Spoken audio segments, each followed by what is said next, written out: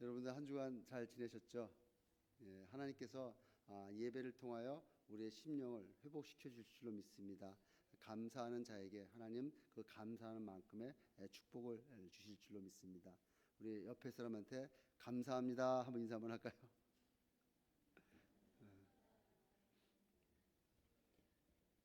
감사할 때 그 감사가 여러분 삶 가운데 흘러넘칠 줄로 믿습니다. 저는 11월 달 감사 달에 감사에 대한 주제로 말씀을 전하고 있습니다. 오늘 전할 말씀은 시편 50편 14절로 23절 말씀을 통하여 감사는 삶으로 증명됩니다라는 제목으로 말씀을 나누기를 원합니다.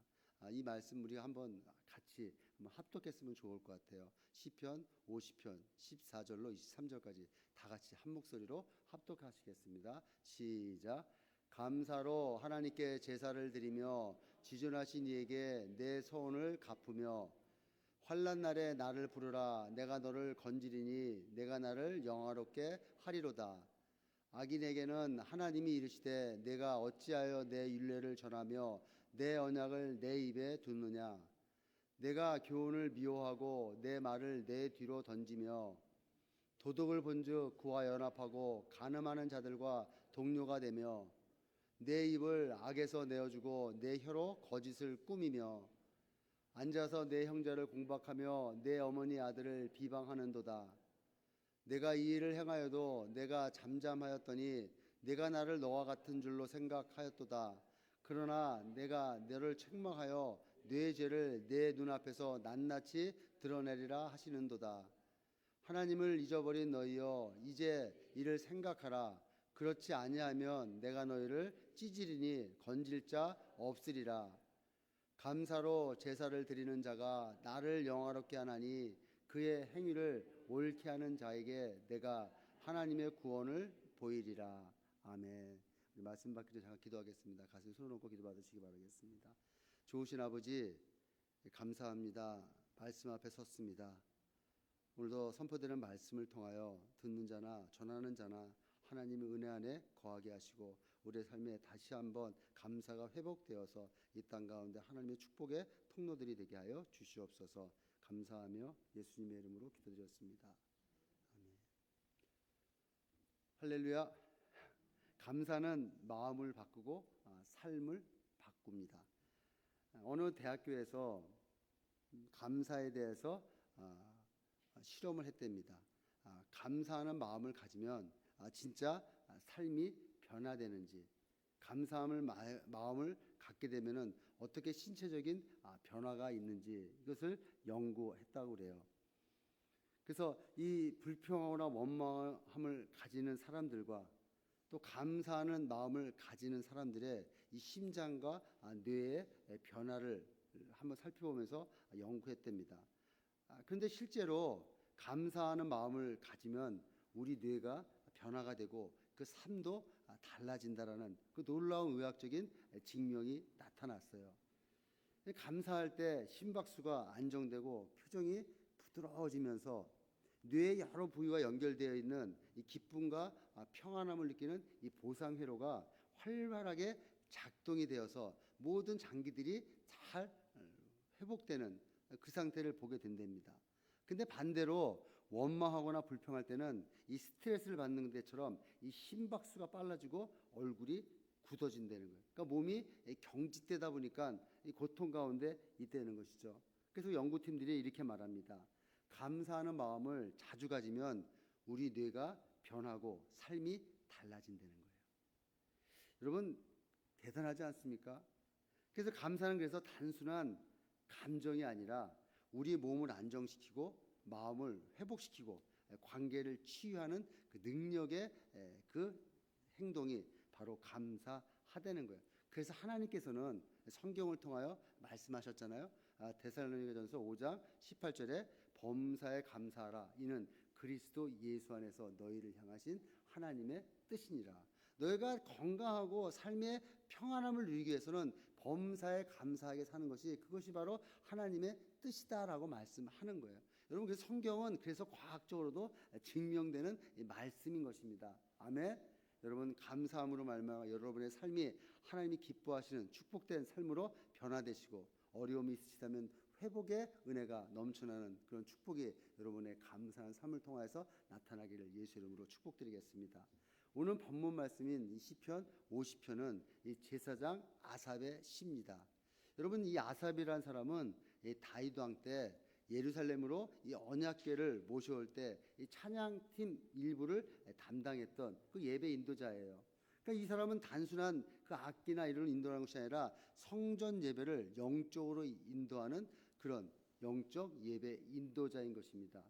그가 많은 시들을 썼는데 특히 오늘 50장 말씀은 형식적인 예배를 책망하고 감사로 드려진 예배야말로 참된 예배다, 하나님이 받아주시는 예배다라는 것을 강조하고 있습니다. 그래서 오늘 이 시편 50편을 통해서 아삽은 뭘 얘기합니까? 감사의 본질을 잃어버린 이스라엘 백성들을 책망하는 그 내용이 바로 오늘 시편 50편에 담겨져 있죠. 여러분 이스라엘 백성들은 제사를 참 잘 드렸습니다. 지금으로 말하자면 예배를 참 잘 드렸어요. 근데 그들의 예배는 어느 순간부터 형식적인 예배, 습관적인 예배, 안 드리면은 뭔가 좀 빠진 것 같은 그런 형식적인 예배를 드려지다 보니까 이 마음은 다른 데가 있고 그냥 와서 제사 드리는 그 모습밖에 보이지 않았다는 것이죠. 그러니까 아삽은 이것을 책망하는 것입니다.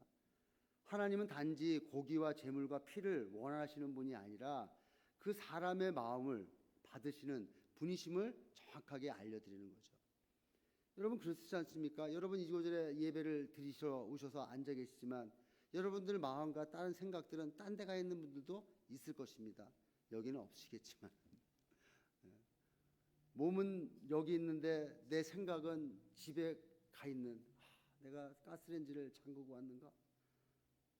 내 마음은 여기 있는데 내 생각은 초원 골프장 앞에 가 있지 않는가?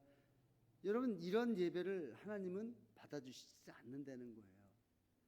1시간을 드리든 30분을 드리든 내 마음에서 우러나오는 그런 예배의 모습을 드릴 때 우리는 헌신된 모습으로 보여줄 수 있고 우리 예배 가운데 하나님이 받아주시고 그 예배를 통하여 하나님의 영광이 드러나는 결국 우리의 삶의 모든 기도 제목들이 응답되는 그 역사를 예배를 통해 맛볼 수가 있다는 것이죠.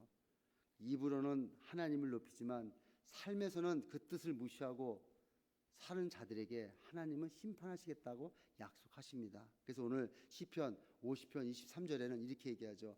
감사로 제사를 드리는 자가 나를 영화롭게 하나니.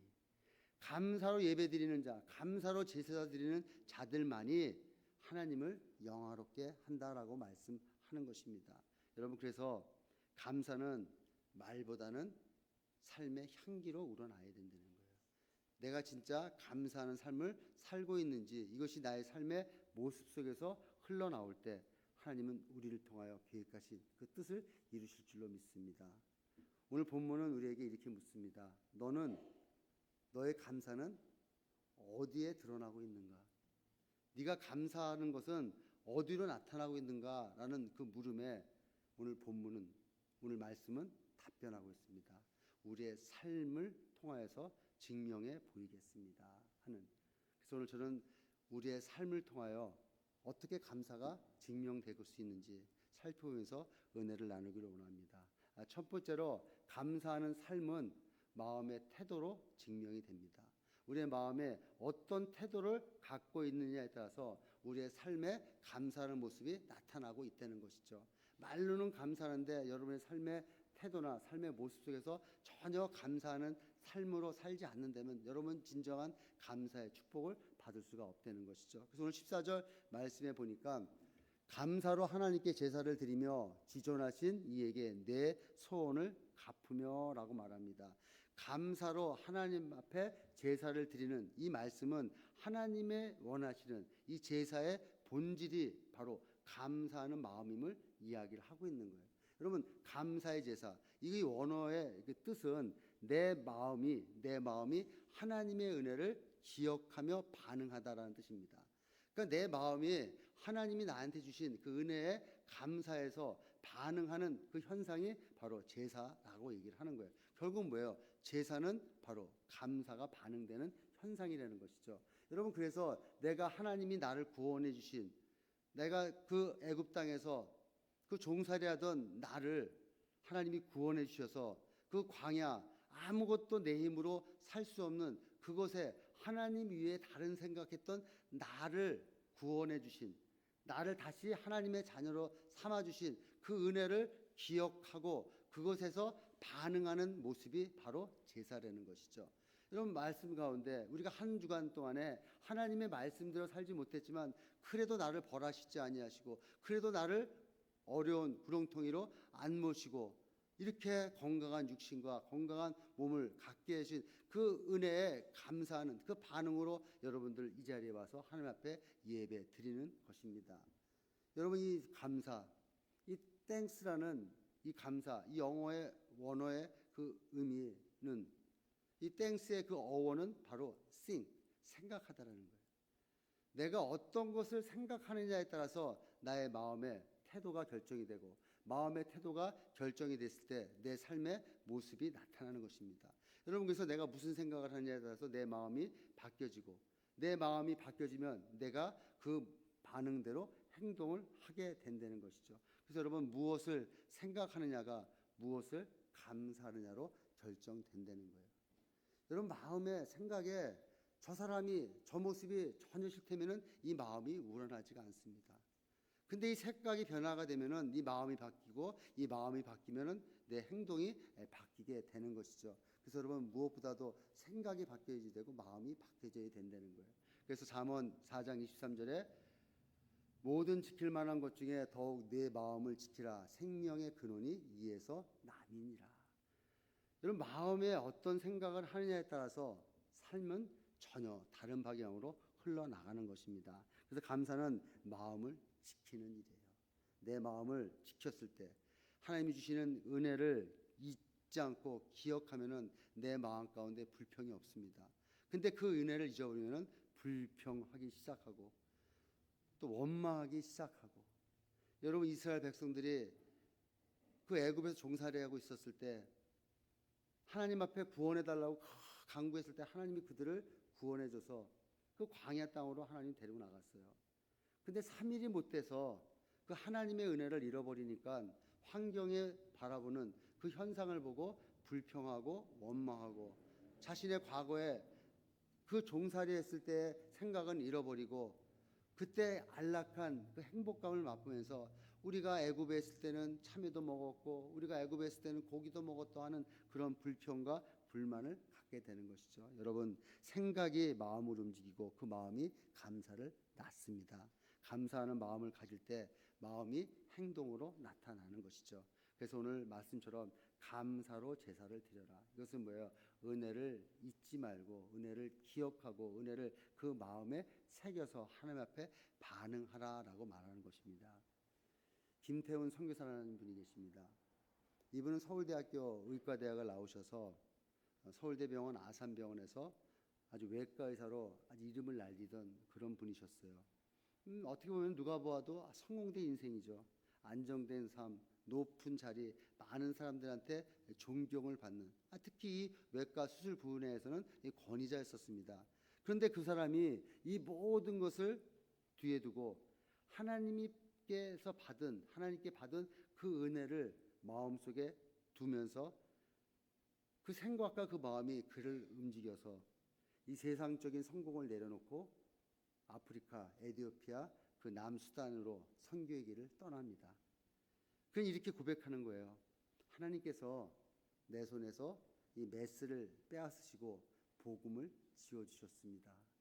그 선교지에 가서 그 어려운 사람들한테 복음을 전하면서 의술을 가리키면서 그들에게 선교 또 의료 그 봉사를 하면서 복음을 전했습니다. 하나님이 내 생명을 구원하셨기에 나도 내 생명을 구원하신 그 하나님 앞에 감사해서 다른 생명을 구원하러 이곳에 갑니다라는 말을 남기고 수단에서 사역을 감당합니다. 그건 귀한 사역이잖아요. 그러면 사역에 많은 열매들이 맺어져야 되는데 이 선교사님이 2년이 채 몇 돼서 몸에 이상이 있어서 다시 고국에 돌아와서 정밀 검사를 받습니다. 근데 그 병명이 파킨슨병으로 발견되는 거예요. 파킨슨병 초기로.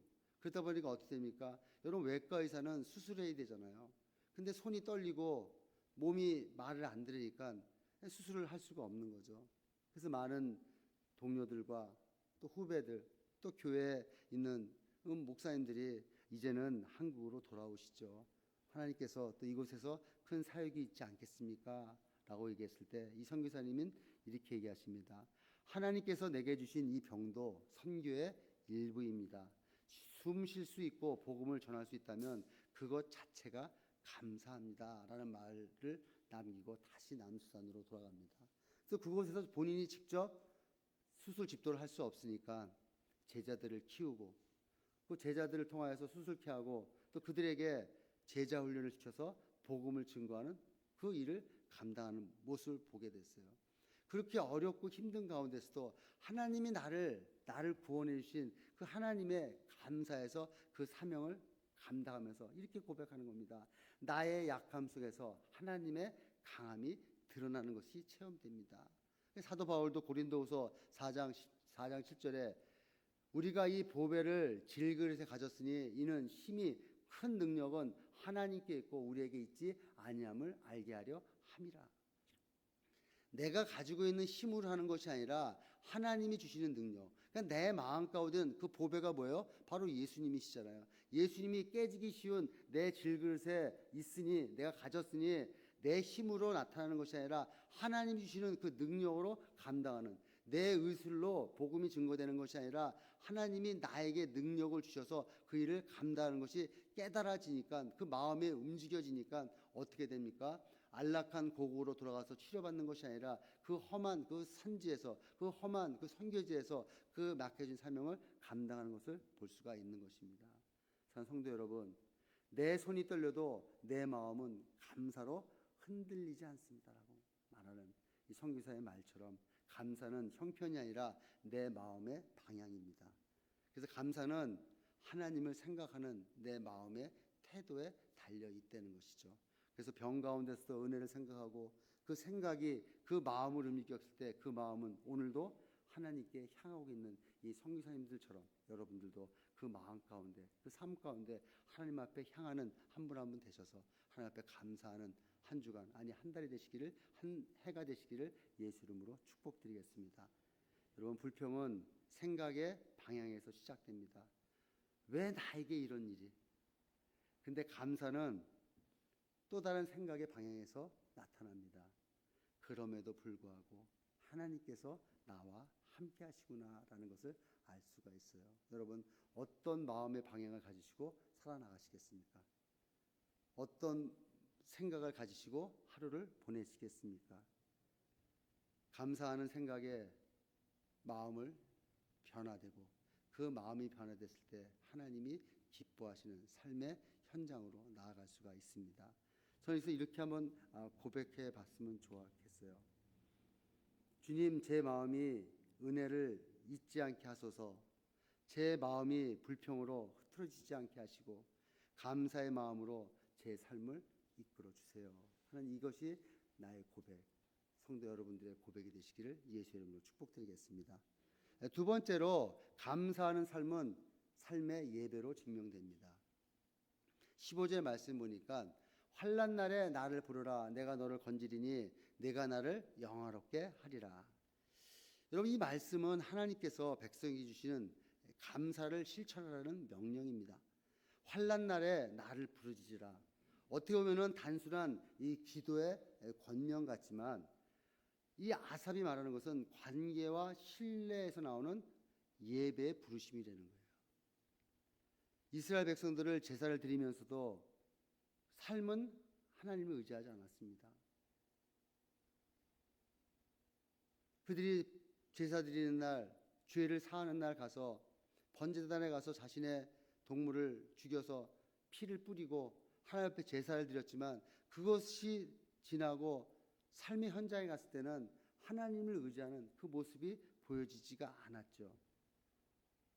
입술로는 하나님을 찬양하고 하나님을 경배하는 그런 화려한 입술의 목소리는 나왔지만 실제 삶에서는 하나님을 의존하지 않는, 하나님을 의지하지 않는 형식적인 신앙생활을 갖고 있었던 그 이스라엘 백성처럼 오늘날 우리 삶의 모습 속에서도 주일날 한번 교회 나와서 하나님 앞에 찬양하고 찬송하고 내 삶의 모습 속에서는 전혀 신앙인의 모습이 보여지지 않는, 이 세상 사람보다도 더 악한 모습을 하는 그런 사람들이 한둘이 아니라는 것이죠. 물론 우리 교회는 없지만요.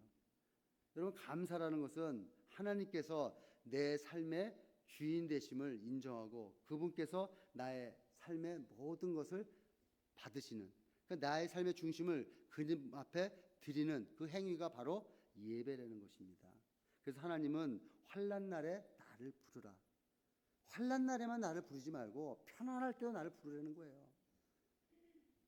평상시에도 나를 부르고 또 고난 속에서도 하나님을 신뢰하는 것처럼 평안하게 네 삶이 유지될 때도 하나님을 찾으라는 거예요.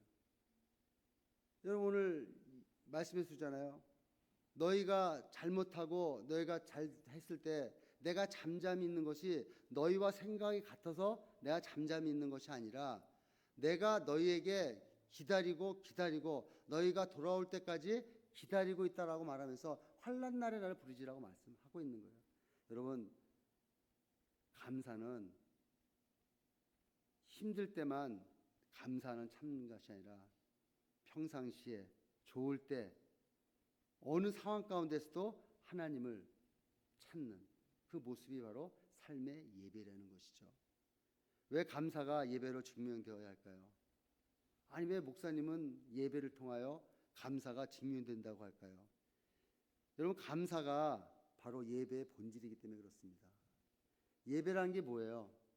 하나님이 누구신지를 내가 인정하고 나를 구원해 주시고 나를 살려주시고 나를 이 땅 가운데 있게 하시는 그 하나님을 인정하고 그분께 자신을 드리는 행위가 바로 예배 아닙니까? 여러분, 예배할 때 우리 사도신경 하셨죠? 사도신경 내용이 뭡니까? 여러분, 사도신경은 딱 세 부분을 믿으라는 거예요. 천지를 창조하신 하나님을 믿고, 나를 구원하러 이 땅에 오신 예수 그리스도를 믿고, 나의 삶을 인도하시는 성령님을 믿는, 이 세 분을 믿는 천지 창조하신 하나님, 나를 구원해 주신 예수님, 나를 인도해 주시는 그 성령님을 믿고 우리 입술로 고백하는, 이것이 바로 예배라는 것입니다. 감사도 역시 마찬가지예요. 하나님의 은혜를 인정하고 하나님의 은혜를 기억하고 이 반응하는 행위라고 그랬잖아요. 감사나 예배나 이것이 같은 본질이라는 것이죠. 여러분, 그래서 감사 없는 예배는 껍데기와 불과하고 예배 없는 감사는 방향을 잃은 감정이 되는 것이에요. 여러분, 그래서 예배를 드릴 때 감사하는 마음으로 예배 드릴 때 여러분이 예배를 통하여 여러분의 삶의 모든 문제들이 해결되는 축복을 받는다는 것입니다. 어떤 분은 한 번의 예배를 통하여서 그분의 일생이 변하는 거예요. 그분의 일생이 더욱더 축복된 인생으로 바뀌는 겁니다. 여러분, 어느 목사님이 고백하시잖아요. 내가 한 번 예배를 잘 드림으로 말미암아 자신의 삶의 인생이 180도로 바뀌어서 지금 하나님 앞에 쓰임받는 이런 귀한 종이 됐다는 그런 간증을 하는 것을 듣게 됩니다. 여러분, 이 예배 한 번 드려지는 이 주일의 예배가 아니라 여러분 삶 전체로 드려지는 그 예배에 여러분 승리하셨을 때 여러분 더욱더 하나님의 축복받는 것이죠. 사도 바울은 로마서 12장 1절에 이렇게 얘기하고 있죠. 그러므로 형제들아, 내가 하나님의 모든 자비하심으로 너희에게 권하노니 너희 몸을 하나님이 기뻐하시는 거룩한 산 제물로 드리라. 이는 너희가 드릴 영적 예배니라. 너희 몸을 산 제물로 드리라는 겁니다. 여러분, 이거 잘 생각해 보셔야 돼요. 산 제물이란, 제물은 뭐예요? 죽여서 하나님 앞에 드려지는 동물을 제물이라고 그러잖아요. 근데 살아있는 제물이라는 거예요. 그래서 나는 살아있지만 나는 죽은 거라는 거예요. 나는 죽었는데 어떻게 걸어다니냐? 나는 죽고 예수가 살아나가는 거예요. 내 몸에 예수가 다시 살아서 예수가 나가는 삶, 이것이 바로 산 제물이라는 것이죠. 여러분, 그렇기 때문에 내가 드려지는 이 삶, 그 하나의 모습 자체가 바로 하나님 앞에 드려지는 삶이라는 거예요. 여러분, 그래서 삶의 현장에서 내가 있는 그곳에서 하나님의 말씀대로 살아나가는 이것이 바로 삶의 예배인 것이죠. 여러분 열왕기상 18장에 보면은 아합과 이세벨이 활동한 시대에 이 오바다라는 사람의 이야기가 나옵니다. 아합과 이세벨이 있었을 때는 영적으로 가장 타락했던, 영적으로 가장 힘들었던 그 시대예요.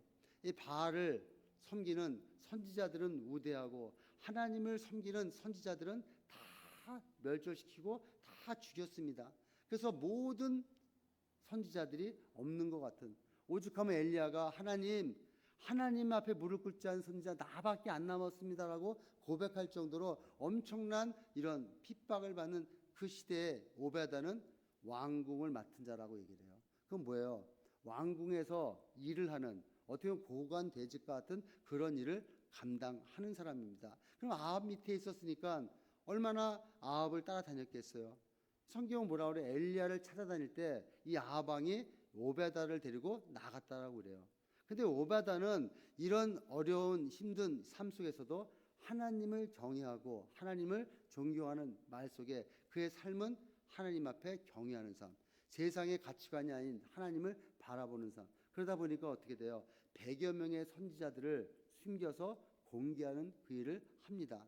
그래서 여러분 열왕기상 18장 4절에 보면은 이세벨이 여호와의 선지자들을 멸할 때에 오베다가 선지자 100명을 가지고 50명씩 굴에 숨기고 떡과 물을 먹었더라.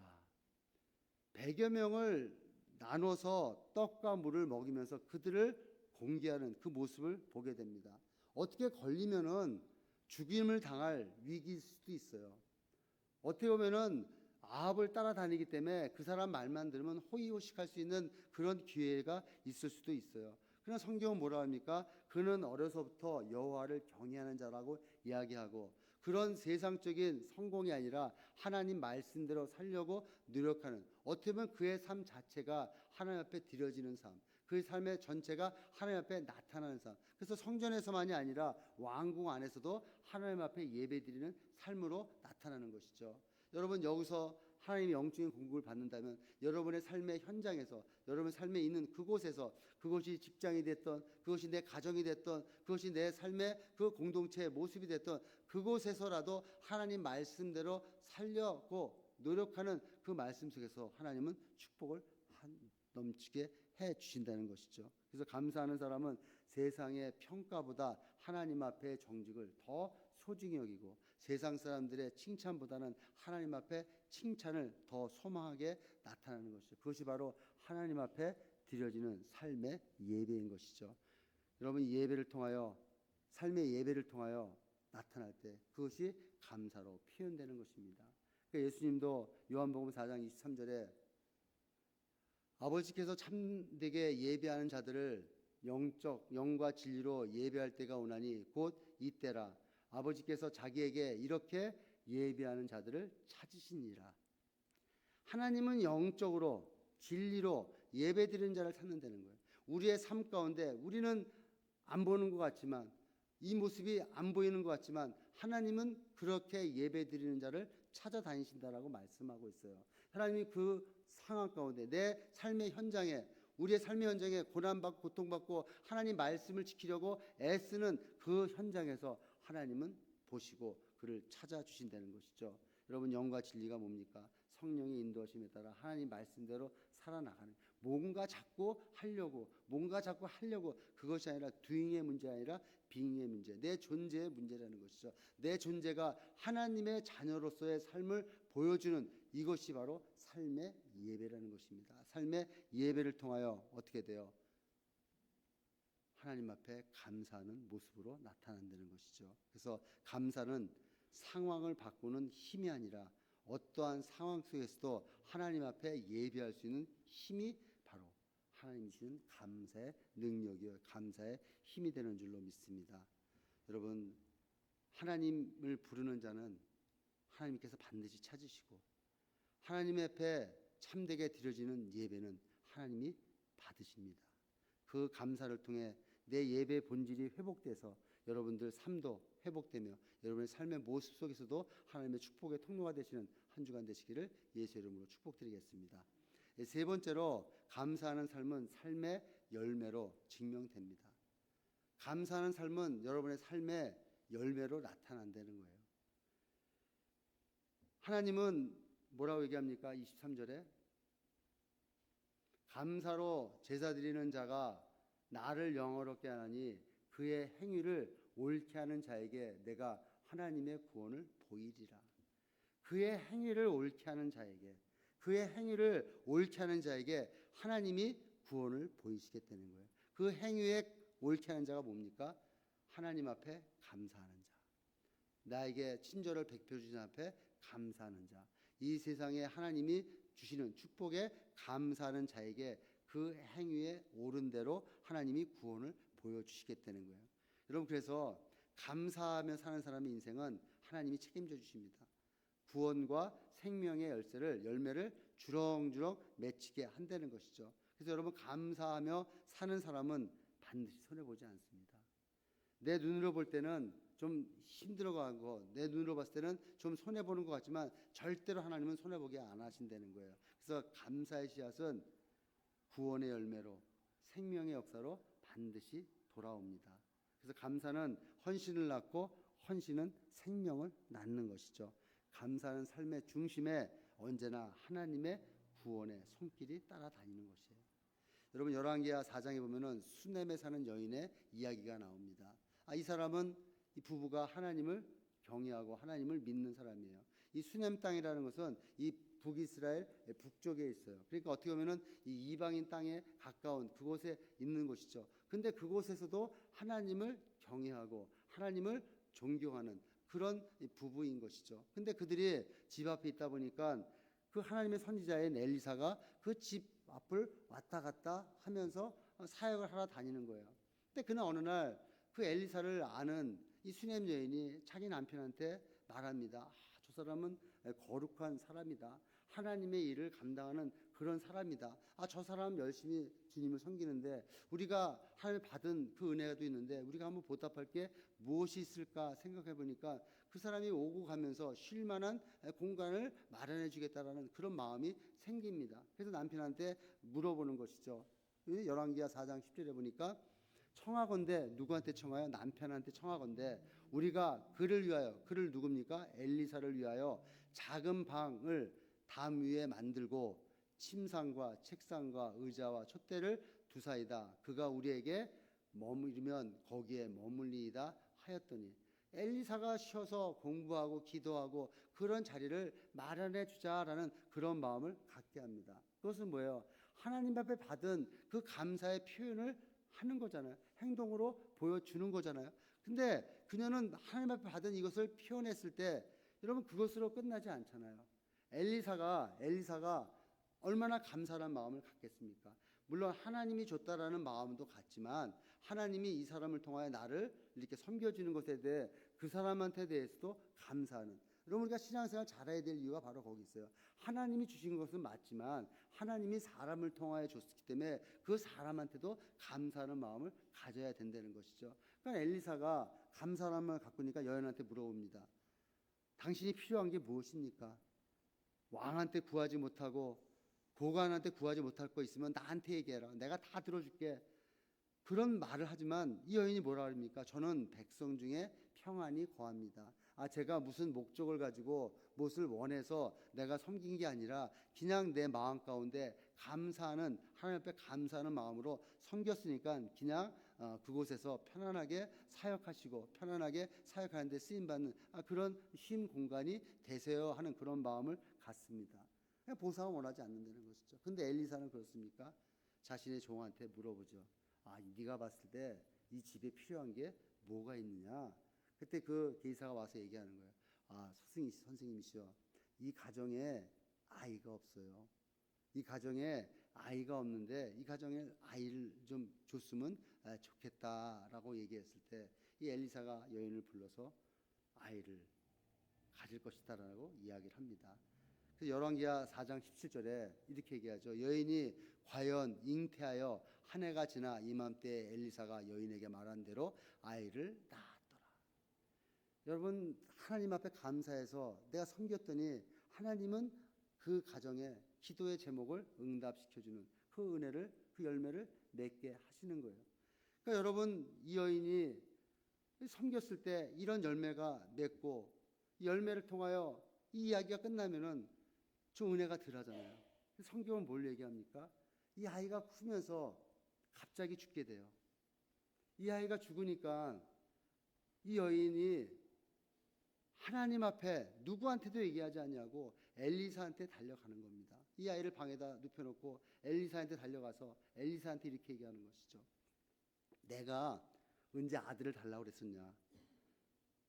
왜 나에게 아들을 줘서 이게 죽음의 고통까지 맞게 하느냐?